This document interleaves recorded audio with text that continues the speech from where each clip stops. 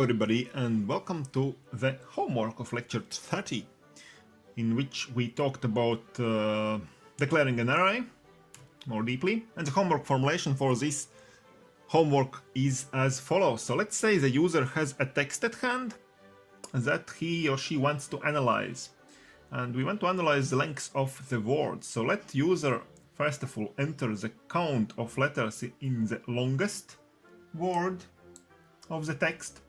Let's say the longest word will have n letters, so let's enter the n, value of n, longest word letter count, and afterwards let the user enter the count of words having all those possible letters 1 to n. So the user will enter how many words in his text have only one letter, how many words have 2 letters, how many words have 3 letters, and so on until the longest word denoted by n. So n letters, how many words have n letters. So this is the input part, and afterwards let's draw a dot diagram, what is called a dot diagram, showing the count of words with every letter, so from 1 to n letters. So actually this is the desired result. So let's clear this screen. So this is our desired result. So user have entered that the longest word has 10 letters, and so we have asked user how many words have 1 letter only, so 5 words, 2 letters, 17 words user has entered, and so on.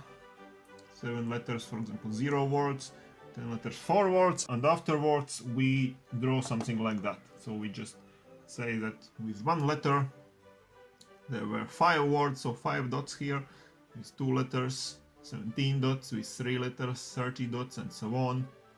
So this is our dot diagram we have to draw here. Okay, so let's now try to do it ourselves and then come back to see the solution.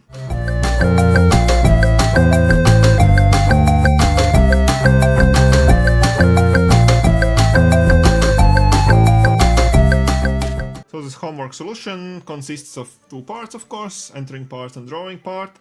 So for the entering part we have to create an array where user will enter n word counts. So word count for 1 letter, word count for 2 letters, and so on until n letters.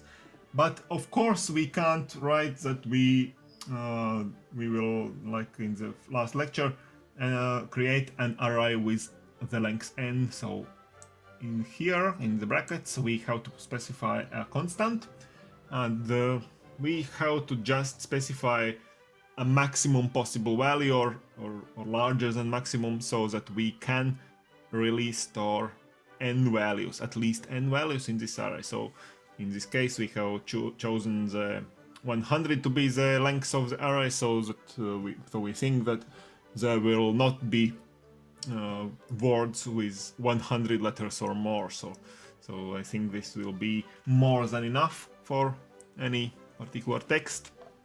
But of this array we will of course only use the first some n elements, not all 100 elements. So here we can see that user enters n first of all, and afterwards we don't go, of course, through all those 100 elements, but we only go through the first n elements. So actually not the first n elements, but starting from 1, we don't even use the element number 0, the very first element of the array. For it to be easier, we have started the array with 1 and ended the array with element number n. So from first element to nth element, 0th element is not used here. And so the user enters here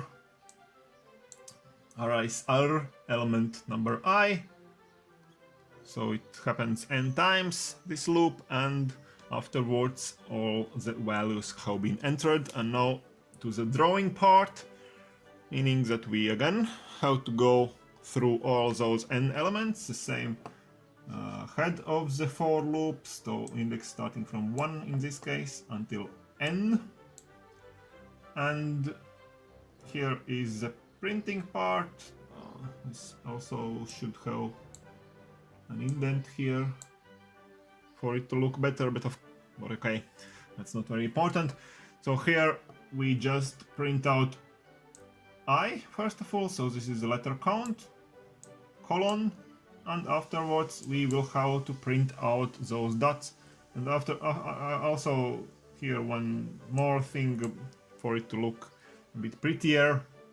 So if this letter count is less than 10, we print out space before it. So because the lengths of those numbers are different, so one letter numbers, two letter numbers, so for all those numbers to be aligned more neatly, so we print out spaces before one letter numbers.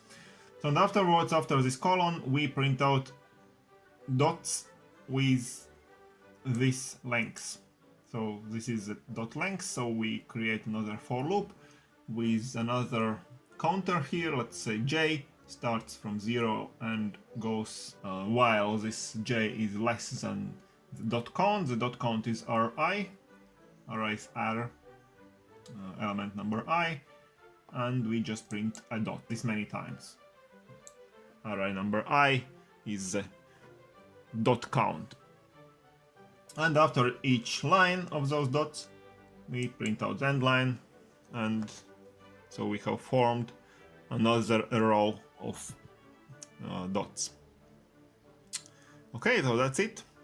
Maybe it was quite an interesting homework, not very difficult one. I hope you have done it correctly, and so come back in a few days for the continuation of the topic of arrays. Until then, stay tuned to my channel and subscribe to it, and see you soon.